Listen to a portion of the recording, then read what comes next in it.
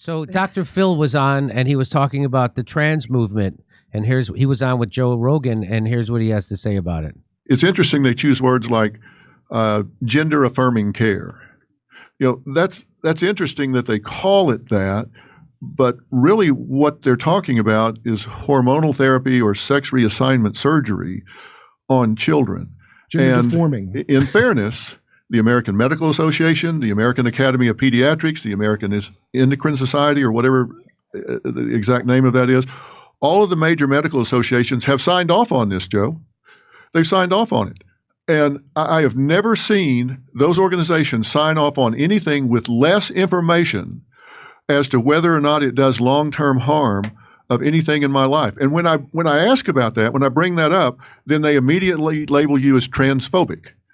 And I thought that the deal was first do no harm. And all of the European countries, Sweden, Norway, they've all stopped doing it because they say, we cannot say in good conscience that this does no harm, because it does harm. If you look at the long-term consequences, if someone changes their mind at 10, 11, 12, 13 years old, they can't decide which pajamas they want to wear at night. And their reason for doing it is it stops this drive for suicide, that there's a suicide epidemic. It doesn't fix that. It doesn't fix all the comorbid issues that come along with feeling like they're in the wrong body. But yet they're pushing this, and we're going to do some shows that are already taped that are revealing what the real results of this are. And I think people are going to be shocked that these medical organizations have signed off on this. I think they've just given in to the pressure. So he's got one more. Let's watch a little bit more of this. I've talked to a lot of teachers, and they're telling me that they have a duty to the children, that if the child is not ready to talk to their parents about this, that it's okay for them to keep a secret from the child. Now, let me tell you what my problems with this are and see what you think. First off, if this is either a psychological phenomenon or a medical phenomenon, and the teachers are not trained in either psychology or medicine, they're not any more trained to deal with that than they are to take out the kid's spleen in the homeroom. So if that's true, if it's a psychological thing, if it's gender dysphoria, or it's a medical issue, then you need someone trained in child psychology, psychiatry, or medicine. And the teacher's not trained in any of those three things. Like I say, they're not any more trained in that than they are to take out the child's spleen. So how are they qualified to deal with that? Secondly, it's teaching the child to keep a secret from their parents. It's teaching deception and interfering between the child's relationship with their parent.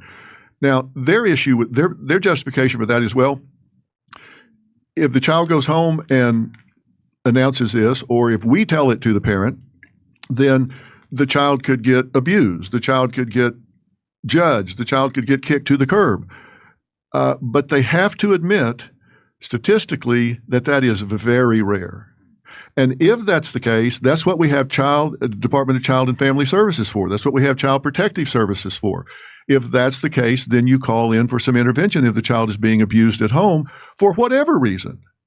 Then you get intervention in that way. But you don't come between the child and their parent. The parent has the right to know what's going on. So who would have thought we'd get such clear thinking from Dr. Phil? And here's Joe Rogan's response to that. Because you can talk kids into almost anything. You talk them into believing in Santa Claus. You talk kids into believing in all kinds of ridiculous shit because they're really young. You could easily convince them in one way or another that they're anything, that they're queer, that they're trans. You could 100% convince some kids of all kinds of things, especially by reinforcing it with love and support and happiness. You can convince people of a lot of things. That's what's uncomfortable for a lot of people. For a lot of gay people, they're uncomfortable with the idea that a lot of these kids are just going to grow up to become gay. My friend Tim Dillon's talked about that a bunch. He says it's homophobic. It's like they're trying to say, no, you're a girl. And really, maybe you're just gay. Like, that's okay. Yeah. It was always a thing. And now all of a sudden it's getting, you're looking at little kids. It might just be gay kids. You're saying maybe you're a girl. Maybe you need to go to a gender reassigning surgery center and never have an erection or an orgasm for the rest of your life. Like, what the fuck are we doing? Yeah, they're so young. It's not I don't think it's appropriate or safe for children, and I think there is a huge body of literature that addresses these issues from end to end. There's not a huge body of literature about the transgender population, and that's the problem. And what literature is out there suggests that you get, and this is what you see from the European countries. They've done study after study from these suppressive hormones compared to doing psychotherapy, and there's not much difference. If you do psychotherapy, you can ease the depression, you can ease the suicidal tendencies with psychotherapy without doing the irreversible things. They say, well, you can reverse those things. No, that's not true. If you arrest the development, that can have ramifications long term, or at least they can't say it doesn't have ramifications long term. There's also serious side effects from the hormone blockers. Well, of course, and if you're doing testosterone blockers, for example, that does have long term consequences. Yeah, and fucks your bones up. my point is they can't say it doesn't. They don't have a body of literature that says it doesn't. So let me bring in Mel K. What's your reaction to seeing something like that?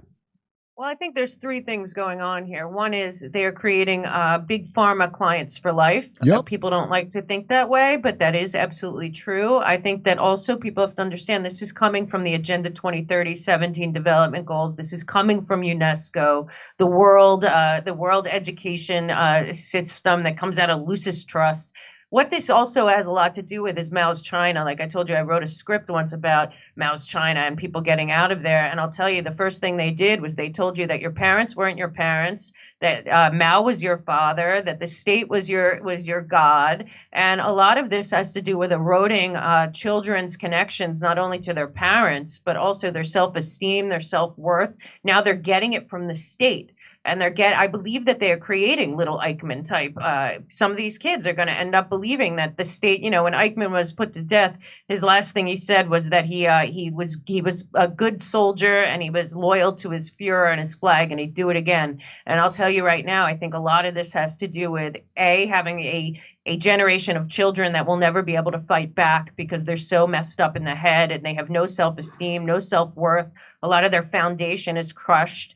And they're not teaching them the real things that they need to succeed in life or be entrepreneurs or be even creative. And then on top of that, they're creating a generation of kids that think that their parents don't love them. There is no God, but the school, which is the state, loves them. And they have a loyalty to the state that supersedes their family and tradition. And I really think that they're creating a couple generations of children that will never, ever be able to stand up against the authority that they are creating in their totalitarian one world plan. It's not even a state. That's even more secure. It's a free-floating, whatever company, like brand loyalty. The state is like quaint. People are like loyal to brands like it's a political party. And they try to make it, you're not supposed to just advertise some goods. You're supposed to become like a lifestyle brand. And then you, the individual person, you're not even the goddamn cow that you put a brand on. You're the brand. You're not even like a sentient creature.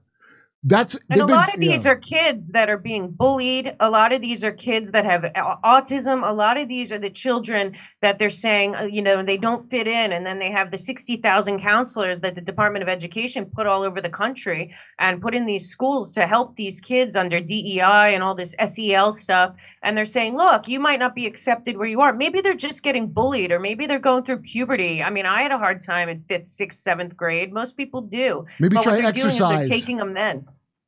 Exactly. I've done so many things for depression. Kids. I'm sorry.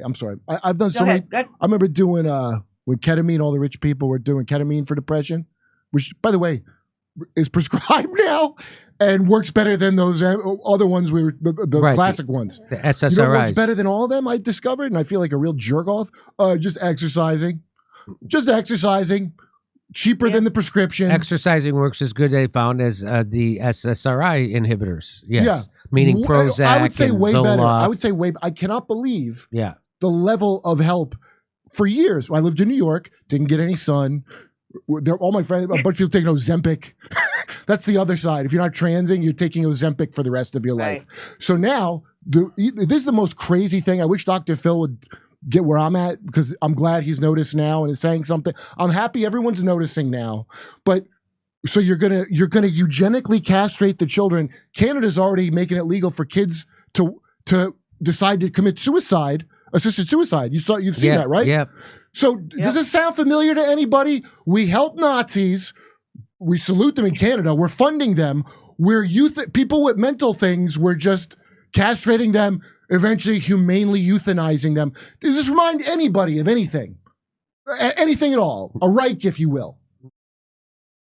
Hey, guess what, ladies and gentlemen? When it comes to staying healthy on the go, you can never be too prepared. Whether you're a frequent traveler or remote worker or an avid outdoorsman or literally anyone with a pulse, the Wellness Company's Travel Emergency Kit is here going to be your new best friend. If you don't have a pulse, you've got bigger problems. Am I right? Come on.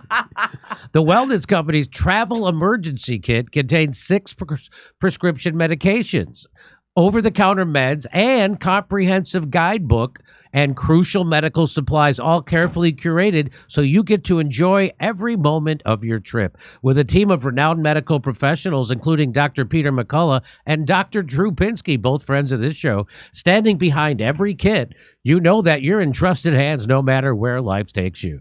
Don't leave anything to chance. Head to twc.health/Jimmy and order your travel emergency kit. That's twc.health/Jimmy and use the code Jimmy to get an exclusive 15% off at checkout. Your health and your journey matter. Travel smart. Travel prepared. Kits are only available in the United States. Hey, come see us live on tour in Los Angeles, Palm Springs, Stockholm, Amsterdam, Rotterdam, Berlin, Copenhagen, Oslo, Stroudsburg, Pennsylvania, Cortland, New York, Oakmont, Pennsylvania, right outside Pittsburgh, El Paso, and San Antonio, Texas. Go to jimmydore.com for a link for all those tickets.